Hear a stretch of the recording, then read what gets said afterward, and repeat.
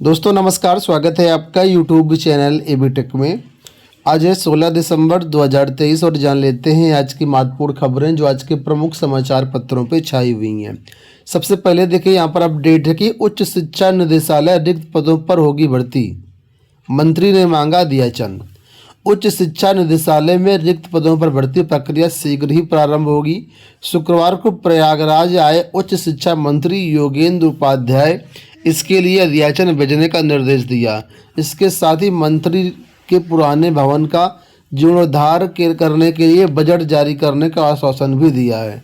Circuit house में उच्च शिक्षा निदेशालय के अफसरों के साथ हुई बैठक में उनको अफसरों ने बताया कि निदेशालय में समूह ग के कई पद रिक्त हैं। मंत्री ने कहा कि रिक्त पदों का अध्याचन भेजें तो भर्ती प्रक्रिया शुरू होगी। उन्होंने कहा कि लंबित मामलों का निर्धारित समय में निस्तारण करें, इसमें लापरवाही हुई तो कार्रवाई की जाएगी। उन्होंने बताया कि उत्तर प्रदेश शिक्षा सेवा चयन आयोग के गठन की प्रक्रिया चल रही है। जल्द ही अध्यक्ष और सदस्यों का विज्ञापन जारी किया जाएगा। इन पदों पर चयन के बाद आयोग सक्रिय हो जाएगा। बैठक में उच्च शिक्षा निदेशक प्रोफेसर ब्रह्मदेव, संयुक्त शिक्षा निदेशक डॉक्टर अपर्णा मिश्रा, सहायक निदेशक बीएल शर्मा आदि मौजूद रहे। तो निदेशालय में जो भी समूह ग के पद रिक्त हैं उन पदों पर अध्याचन मांगा गया है और आने वाले टाइम पर इसकी भर्तियां भी करवाई जाएंगी। यहाँ पर देखो लिखा है कि शिक्षा सेवा चयन आयोग में संभावना खोज रहे अधिकारी। उत्तर प्रदेश शिक्षा सेवा चयन आयोग की नियमावली को राज्यपाल से मंजूरी मिलने के बाद इसके गठन को लेकर के रफ्तार तेज हो गई है। प्रयागराज में टिके रहने की चाह रखने वाले एलिजिबल अधिकारी इसमें प्रतिनियुक्ति पाने की कोशिश में जुट गए हैं। इसके लिए नियमावली में दर्शाई आर्ता पर चर्चा शुरू हो गई है कि किस तरह के अधिकारी को क्या पद मिल सकता है। शिक्षा सेवा चयन आयोग का कार्यालय उत्तर प्रदेश माध्यमिक शिक्षा सेवा चयन बोर्ड के भवन में होगा। ये चयन बोर्ड का अपना निजी भवन है और इसमें नए आयोग के आकार के अनुरूप स्थान भी है। नियमावली के मुताबिक इस आयोग में एक सचिव होंगे जो विशेष सचिव रैंक से कम नहीं होंगे। इस समय एक परीक्षा नियंत्रक का पद है जो 7600 ग्रेड पे के समकक्ष या इसके ऊपर का है। इसी प्रकार एक पद वित्त नियंत्रक ग्रेड पे 87 के समकक्ष या इसके ऊपर का है। एक पद यहाँ पर विधि अधिकारी है जो 7600 ग्रेड पे के समकक्ष है और न्यायिक सेवा का भी यहाँ पर पद है, मतलब न्यायिक सेवा क्षेत्र से होंगे। इसके अलावा एक पद जो है वित्त एवं लेखा अधिकारी ग्रेड पे 5400 के समकक्ष है। इसके अलावा यहाँ पर एक पद कंप्यूटर और आईटी समन्वयक तथा 4 उप सचिव ग्रेड के 7600 ग्रेड पे के पद हैं। तो अधिकारी अपने अपने योग्यता के हिसाब से अपने अपने वेतन के हिसाब से यहाँ पर संभावनाएं तलाश रहे हैं कि हमको कौन सा पद मिल सकता है और इसके लिए प्रयास भी शुरू कर दिए हैं। जैसा कि अभी हमने आपको बताया था कि कल उच्च शिक्षा मंत्री योगेंद्र उपाध्याय जी प्रयागराज आए थे, तो यहाँ पर उन्होंने आश्वासन दिया है कि जल्द ही आयोग का गठन होगा और निदेशालय जो है भर्तियों का ब्यौरा भेजे। तो फिलहाल यहाँ पर निदेशालय नया शिक्षा सेवा आयोग को लेकर के अपडेट है कि आयोग का गठन जल्द होगा, ऐसा आश्वासन दिया जा रहा है। अब आश्वासन में कितना वक्त लगेगा वाकई में ये कोई कुछ नहीं जानता, लेकिन हाँ आश्वासन लगातार दिए जा रहे हैं, सब कुछ जल्दी होगा। यहाँ देखो अपडेट है कि आयोग से नियुक्ति, शिक्षा निदेशालय से तैनाती, यानी जो नया आयोग बन रहा है इसमें नियुक्ति तो आयोग से होगी लेकिन ज्वाइनिंग आपको मिलेगी निदेशालय से। पहले ऐसा नहीं था लेकिन इस बार प्रक्रिया यहाँ पर बदल दी गई है।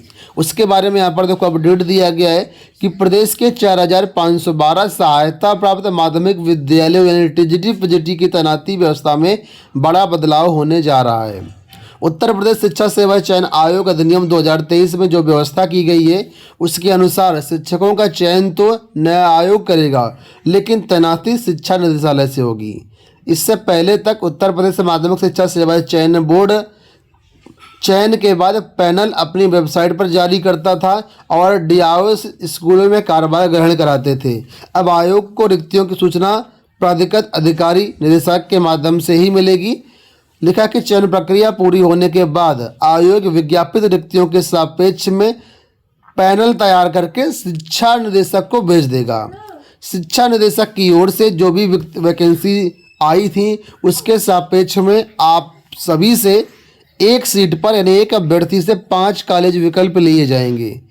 कॉलेज विकल्प लेने के बाद जिस अभ्यर्थी का नाम शीर्ष में होगा उसको तो प्रथम अधिमानता का कॉलेज मिल जाएगा, लेकिन जो लोअर मेरिट वाले अभ्यर्थी हैं उसको अगर ऊपर से जो टॉप सीरीज वाले अभ्यर्थियों से कॉलेज खाली बचते हैं, यानी आपके जो चॉइस होती है वो खाली बचती है, तभी आपको अलॉट होगी। अदरवाइज उन पांचों में से कोई कॉलेज अलॉट किया जा सकता है। अगर उसमें भी आपकी मेरिट नहीं बनती तो निदेशालय आपको कोई भी कॉलेज पूरे उत्तर प्रदेश में कहीं पर भी अपने मन से अलॉट कर सकता है। ऐसी व्यवस्था यहाँ पर की गई है।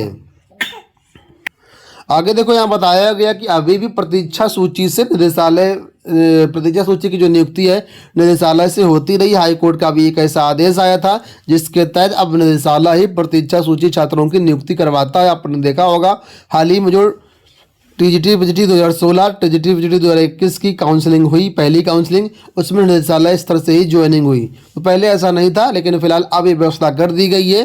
तो जो वेटिंग लिस्ट है और जो फ्रेश चयन है वो अब निदेशालय से ही होगा। आयोग मतलब ज्वाइनिंग आपको नहीं देगा। आयोग का काम है सिर्फ ऑनलाइन आवेदन लेना, परीक्षा करवाना और इसका रिजल्ट तैयार करके निदेशालय को भेज देना। यहाँ देखो अपडेट है कि इस साल 25,338 युवाओं को मिली केंद्र सरकार की नौकरी। आयोग की भर्ती व उत्तर प्रदेश और बिहार के युवाओं का विभिन्न पदों पर हुआ चयन। तो बताया गया कर्मचारी चयन आयोग ने यानी एसएससी ने इस साल दिल खोल करके उत्तर प्रदेश और बिहार के युवाओं को केंद्र सरकार की नौकरियों में जगह दी है। अब तक घोषित 14 प्रकार की भर्तियों में एसएससी मध्य क्षेत्र के अंतर्गत पढ़ने वाले यूपी बिहार में कुल मिलाकर के 25,338 छात्रों को यहाँ पर सिलेक्शन मिला है। अब यहाँ पर देखिए सभी भर्तियों के नाम दिए गए हैं। CGL 2021, CHSL 2021, MTS 2021। इसके बाद कई सारी भर्तियाँ यहाँ पर दी गई हैं जो कि स्क्रीन पर आपको दिख रही होंगी। इन सभी भर्तियों में कोई मिलाकर के सबसे ज़्यादा चयन उत्तर प्रदेश और बिहार के छात्रों का हुआ है। 25,000 से ज़्यादा यहाँ पर चयन हुआ है SSC में। यहाँ पर देखो अपडेट है BPSC TRE 2 परीक्षा को लेकर के। कल बिहार की अंतिम दिन की परीक्षा थी। कल यहाँ पर देखिए जो परीक्षा हुई वो प्रवक्ता की परीक्षा हुई 11वीं और 12वीं की। तो यहाँ पर बताया गया कि अंतिम दिन 90% छात्र उपस्थित रहेंगे। 10% अभ्यर्थी ने परीक्षा छोड़ दी है और 2 यहाँ पर कल गिरफ्तार भी हुए हैं। ठीक है, तो लगातार यहाँ पर परीक्षाएं जो चल रही थी अब सिलसिला समाप्त हो गया है। सभी परीक्षाएं खत्म हो गई हैं और अब जो है यहाँ पर आप रिजल्ट का इंतज़ार करिए। आपका एग्ज़ाम ख़त्म हो चुका है। अंत में यहाँ पर अपडेट है पॉलिटेक्निक संस्थानों में एडमिशन को लेकर के। अगर आप पॉलिटेक्निक करना चाहते हो तो यहाँ पर देखिए अपडेट आ गई है कि 147 राज्य की 18 अनुदानित व 1874 प्राइवेट पॉलिटेक्निक कॉलेज है। इसमें किसी भी कोर्स में आपको एडमिशन लेना है तो 1 से 9 जनवरी तक ऑनलाइन आवेदन किए जा सकेंगे। हालांकि मुझे लगता है कि डेट बढ़ेगी, 9 दिन में कुछ होने वाला नहीं है। आगे लिखा है प्रावधिक शिक्षा विभाग ने इस संबंध में प्रस्तावित तिथियां जारी कर दी हैं। इसके मुताबिक प्रवेश परीक्षाएं 16 मार्च से 22 मार्च के बीच करवाई जाएंगी और इसमें जो भी अभ्यर्थी हैं आवेदन कर सकेंगे 1 जनवरी 2024 से। ठीक है, तो फिलहाल यहाँ पर आप सभी इसके लिए तैयार रहिए। जो भी 10वीं पास अभ्यर्थी हैं, जो लोग यहाँ पर पॉलिटेक्निक करना चाहते हैं, उनके लिए यहाँ पर सुनहरा मौका रहेगा। अंत में यहाँ पर अपडेट है यूपी बोर्ड को लेकर के। लिखा है कि नकल रोकने को नाम विषय कोड में संशोधन का एक बार फिर अवसर। यूपी बोर्ड की हाई स्कूल इंटरमीडिएट की परीक्षाओं में जेंडर कोड व विषय कोड में गड़बड़ी करा करके नकल की संभावना तलाशने की कोशिश विद्यालयों को महंगी पड़ेगी। इस तरह की त्रुटि वाले विद्यालयों को आजीवन डिबार करने के साथ विधिक कार्रवाई भी की जाएगी। यूपी बोर्ड सचिव दिव्यकांत शुक्ल ने विद्यालयों को कड़ी कार्रवाई से बचने के लिए अंतिम अवसर देते हुए 20 दिसंबर तक त्रुटियां ठीक करने के निर्देश दिए हैं। नाम में स्पेलिंग, विषय कोड, जेंडर आदि ठीक करने के लिए पोर्टल 20 दिसंबर तक के लिए खोला गया है। 4 बार तिथि बढ़ाए जाने के बावजूद त्रुटि रहने पर क्षेत्रीय कार्यालयों के अपर सचिवों की भी जिम्मेदारी तय की जाएगी। तो कुल मिलाकर के कोई त्रुटि है तो 20 दिसंबर तक उसको जो है संशोधित कर सकते हैं। दोस्तों ये हो गई आज की सारी अपडेट। इस वीडियो में इतना ही।